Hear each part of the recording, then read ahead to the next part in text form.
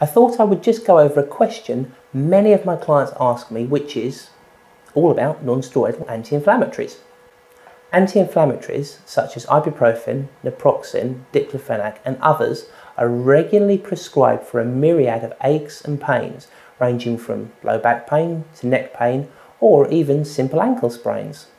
The problem is that people end up relying on these medications and getting into a cycle of using more and more of them in an endeavour to ease aches which just don't go away. So what can be done about it? Taking these commonly used tablets does not, at first sight, seem such a bad thing. They can be found pretty much everywhere, from your local drugstore to your handy corner shop. Clients so often ask me why, if they can be so dangerous, did their GP give them 180 ibuprofen tablets of 4 or even 600 milligrams? Surely, I'm asked, they can't be dangerous if I was just given so many weeks' supply. These non-steroidal anti-inflammatories, if used more than actually required, can cause serious harm, or in extreme cases, even death.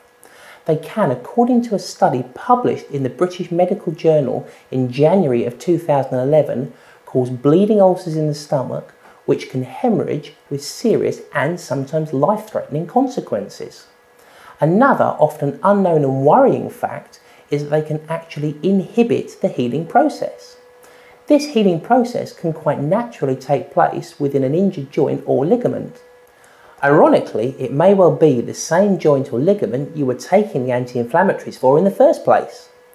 Evidence has shown that chronic use of anti-inflammatories can actually lead to the destruction of the joint. If you've been prescribed hydrocortisone or steroid injections, then you should really be careful.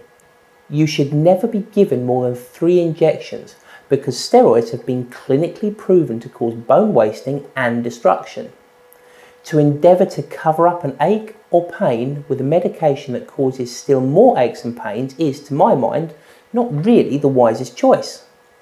In addition, non-steroidal anti-inflammatories can also raise blood pressure, so people taking blood pressure medication may well be causing their heart more harm by continuing to take them.